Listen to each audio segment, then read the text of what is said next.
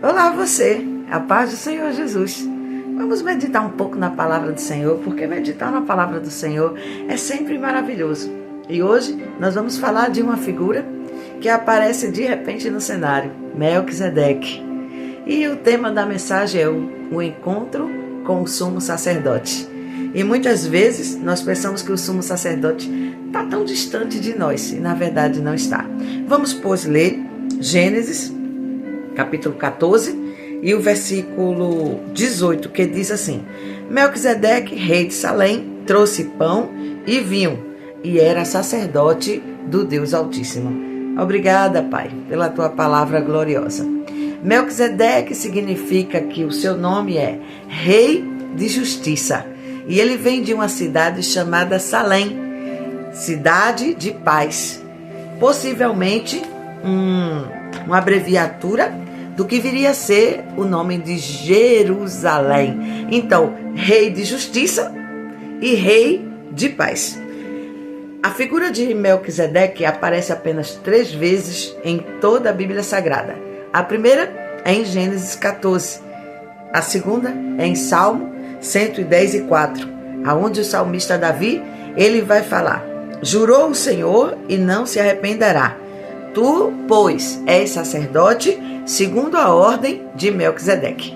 E a terceira vez que a Bíblia vai se referendar a Melquisedeque é no livro de Hebreus, carta aos Hebreus, escrito por Paulo, capítulo 7.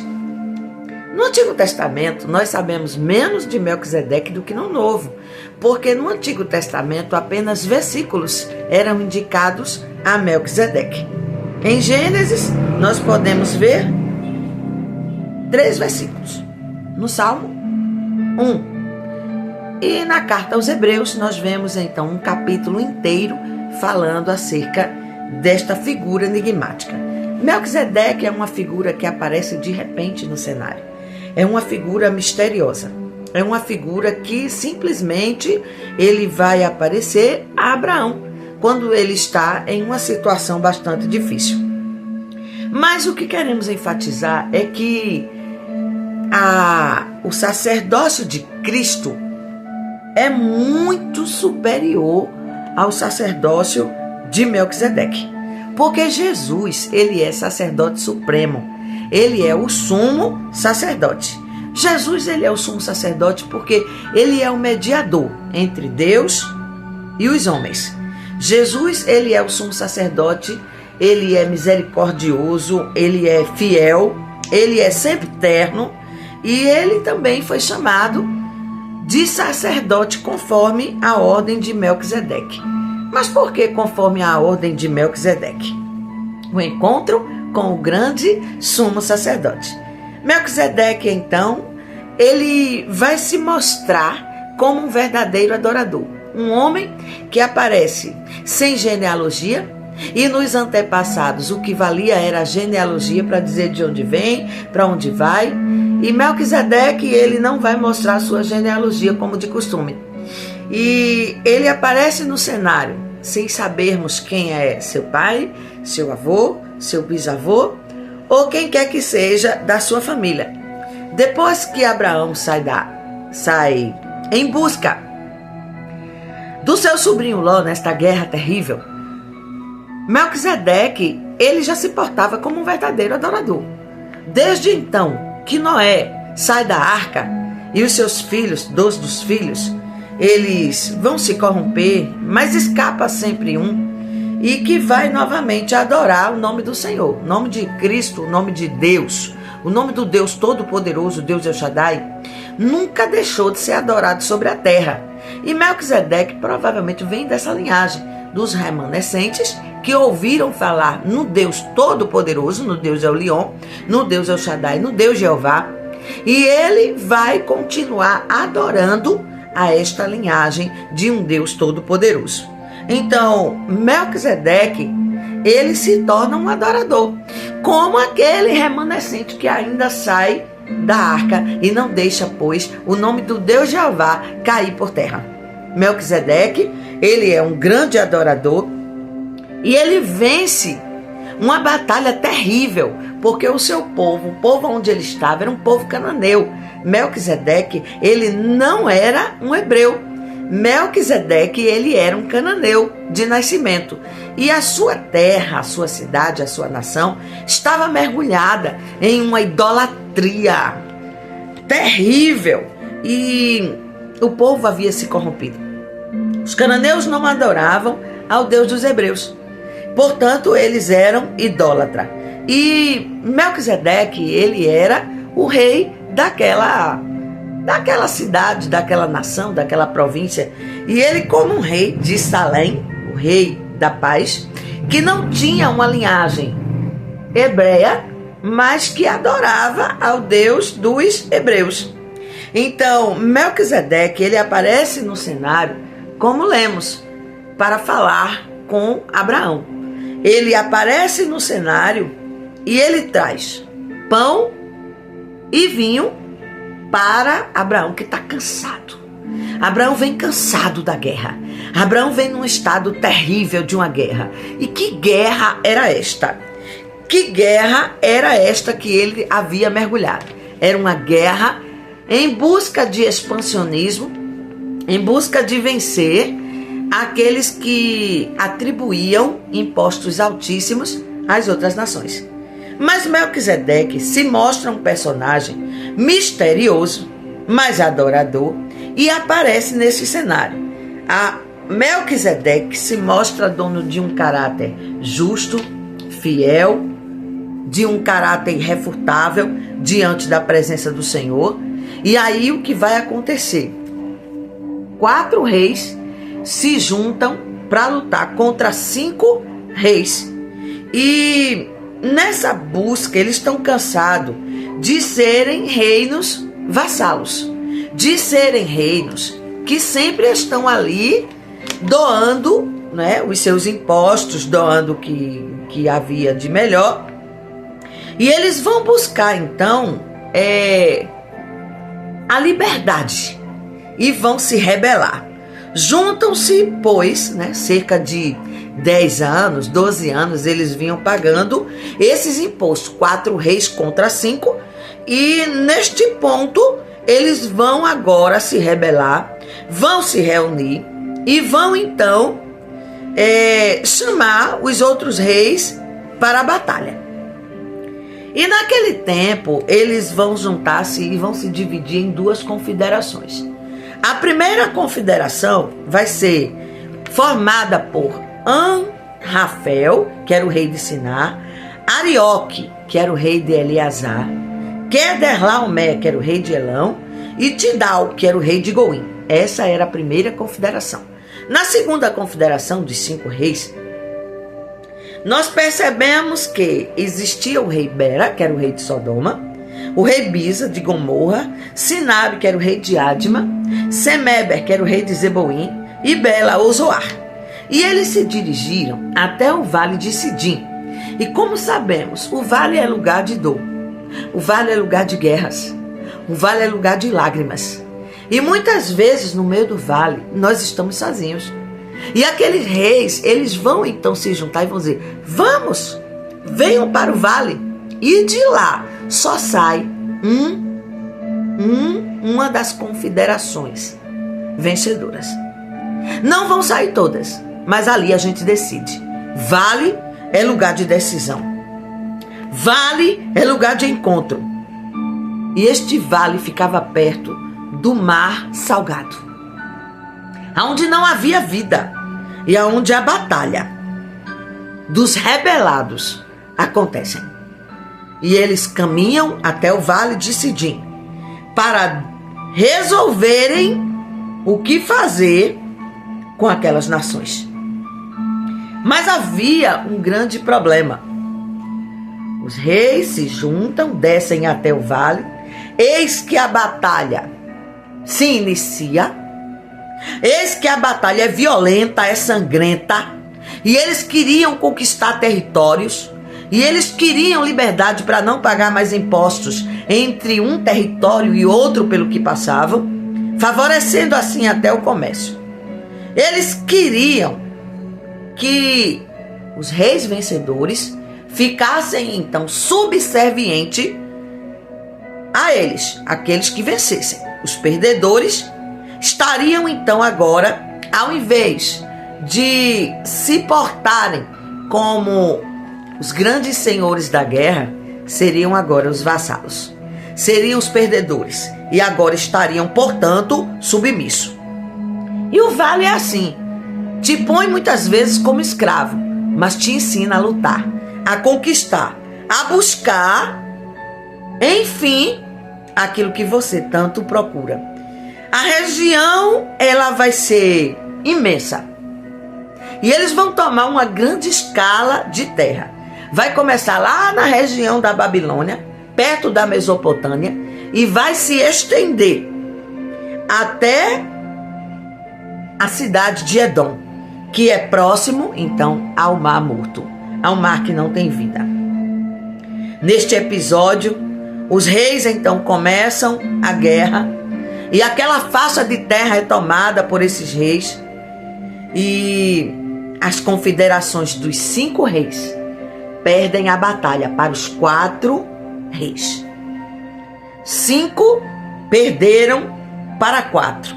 E o resultado é que suas cidades e estados foram tomadas, foram saqueadas, e tudo o que tinha lá foi levado como despojo de guerra. Ouro, pedras preciosas, grãos, pessoas foram levadas como escravos.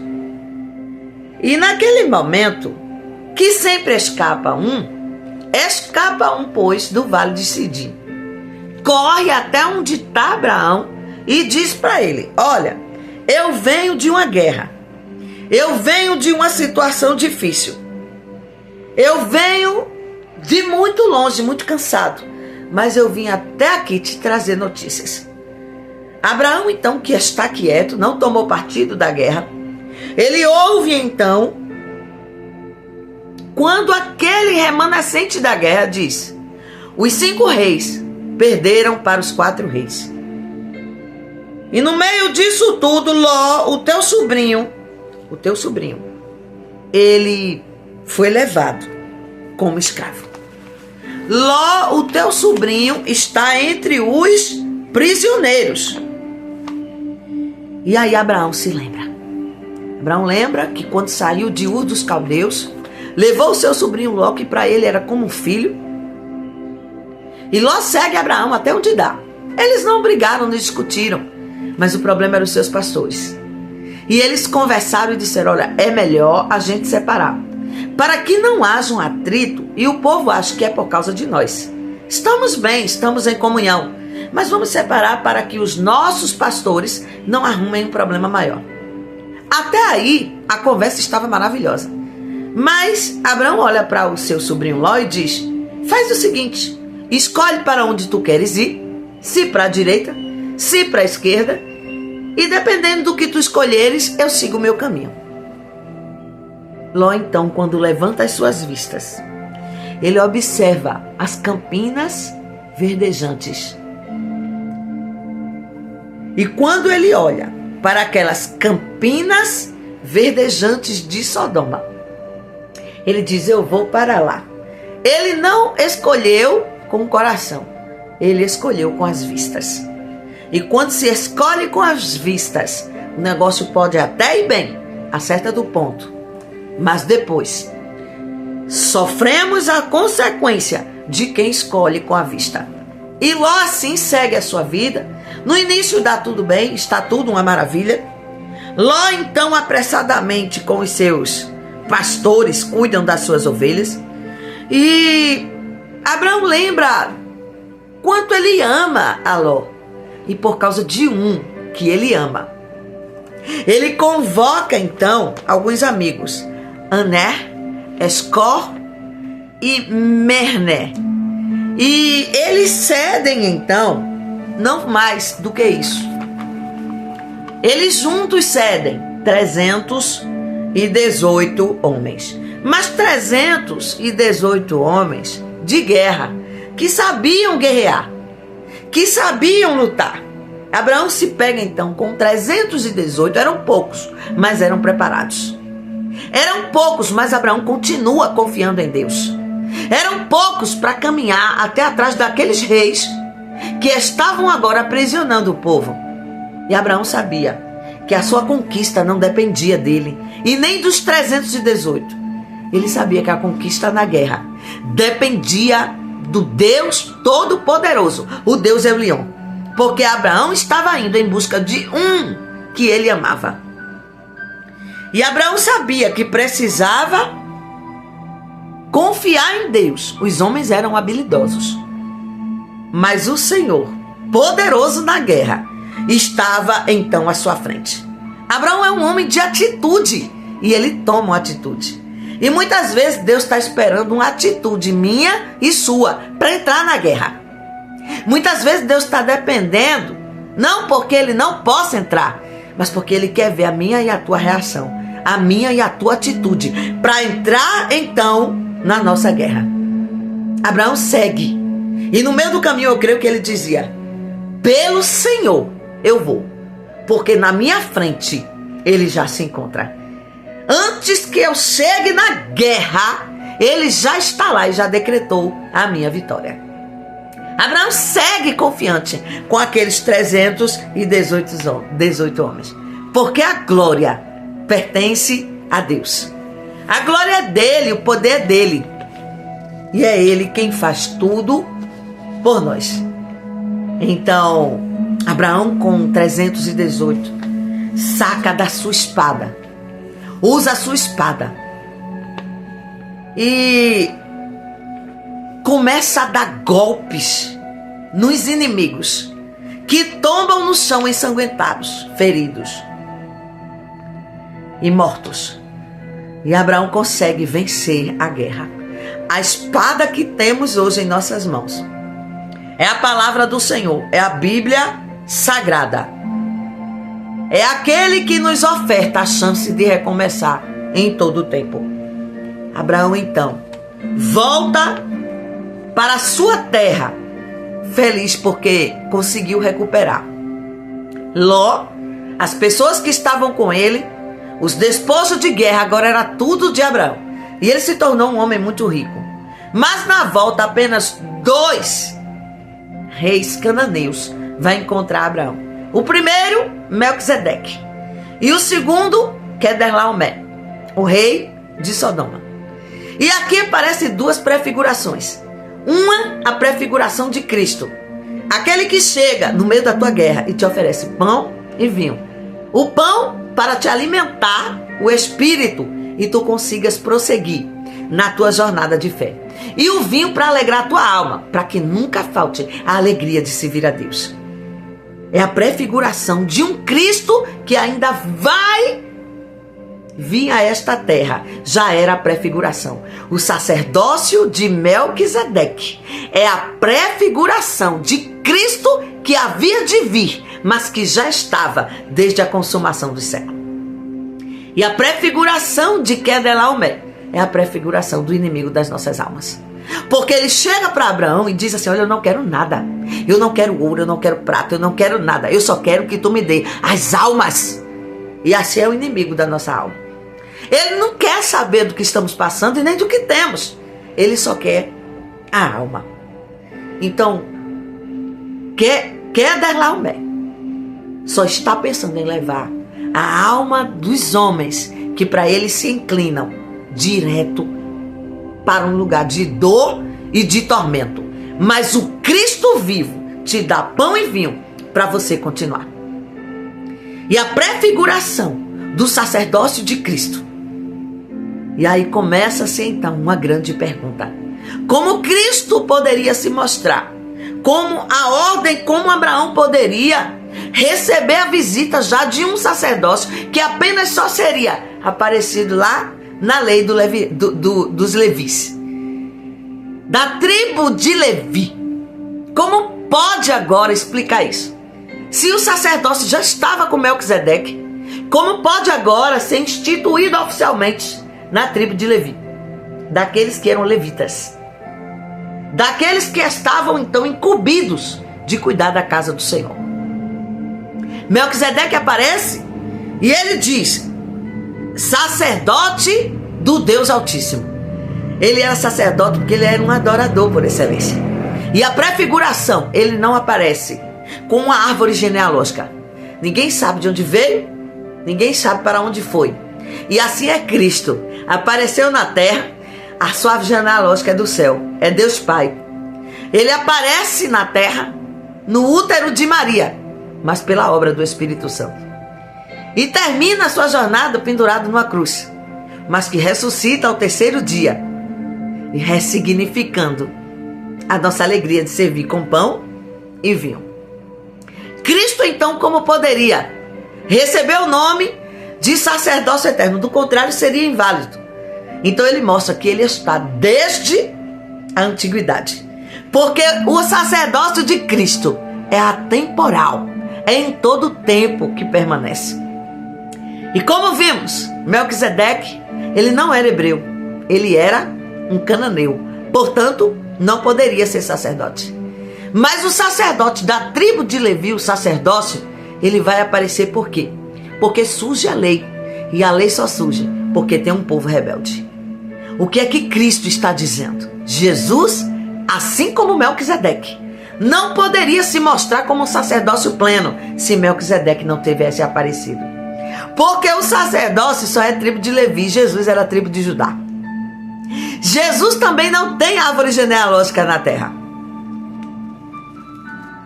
Assim como Melquisedeque, um estrangeiro entre nós, mas um sacerdote por excelência, e agora o sumo sacerdote, que veio se encontrar diretamente com Abraão. Abraão prefigura a vivência de um sumo sacerdote se encontrando com ele. Jesus aparece no cenário da minha vida, da tua vida, como sumo sacerdote por excelência. A lei foi instituída por causa da rebeldia, mas o sacerdócio de Cristo está muito antes do mundo aparecer. O sacerdócio, o sumo sacerdócio eterno, está desde a sempre eternidade. Melquisedeque só se viu para mostrar a prefiguração deste que haveria de vir, mas que já estava vencendo as minhas lutas, as minhas guerras, as minhas dores, e comigo no Vale de Sidim. Jesus está mostrando que no meio da guerra, no meio da dor, ele está presente. Jesus está mostrando que ele é atemporal. Quando você pensa que ele não está, é ali que ele está, te guardando, te dando livramento, guardando a tua vida. É no momento de guerra que ele sabe aonde é que nós devemos focar para acertarmos. Jesus é o sumo sacerdote por excelência, que está mesmo antes que nós pudéssemos ter nascido, dado o primeiro respiro de oxigênio sobre a terra. Ele está lá desde o começo de todas as coisas, porque não existe quem possa determinar a idade de Cristo, onde ele nasceu, de onde ele veio, para onde ele vai, como aparece na história de Abraão, de uma forma prefigurada em um adorador por excelência. E é por isso que, quando surge o sacerdócio levítico, instituído pela lei, logo se dá: tu és sacerdote eterno, conforme a ordem de Melquisedeque. E Melquisedeque, como rei de justiça da cidade de paz, então, sacerdócio da justiça e da paz. E Jesus é mostrado como sumo sacerdote da justiça e da paz. Aquele que mostra o seu juízo quando se encontra com os homens na terra. Naquele momento, ele encontra um Abraão cansado da guerra. E neste momento, ele se encontra comigo e com você para dizer: em todo tempo eu te vi, eu estava presente na tua vida. Abraão então reconhece e pega o seu despojo de guerra e oferta para o rei de Salém, o rei de justiça, o sumo, o sacerdote do Deus Altíssimo. e oferta para ele o dízimo de tudo que ele trouxe de despojo de guerra. Enquanto a Kedelaomé, ele disse: guarde-me, Deus, de querer nada do que é teu. Não faço alianças com quem não adora ao Senhor dos Exércitos Todo-Poderoso. Então ali está um homem sem genealogia, que não era hebreu, mas que se coloca como adorador, portanto, adorador do Deus Altíssimo, sacerdote. Eu e você hoje, através da graça, somos sacerdote do sumo sacerdote, que é Jesus Cristo. E Hebreus vai dizendo: a ele seja a glória, a ele seja o louvor. Ainda que a lei tivesse instituído o sacerdócio muito depois, antes já havia o sacerdote, para que não inutilizasse o sacerdócio de Cristo. Por isso que ele diz: tu és o Cristo, tu és o sumo sacerdote eterno, segundo a ordem de Melquisedeque, e não segundo a ordem de Levi. Cristo está nas minhas batalhas, nas tuas batalhas, mesmo antes de nós pensarmos que estamos só, que estamos enfrentando dificuldades. Ele está lá, trazendo pão e vinho, olhando para mim e para você e dizendo: come pão, bebe deste vinho e caminha sobre a terra. Vence, pois, as tuas batalhas e viva para adorar aquele que tem uma aliança contigo, que é o sumo sacerdote. O grande encontro com o sumo sacerdote. Encontramos-nos com ele aqui, aí, aonde você está, em todos os momentos. E ele está olhando a cada um de nós e nos ajudando a vencermos as nossas batalhas.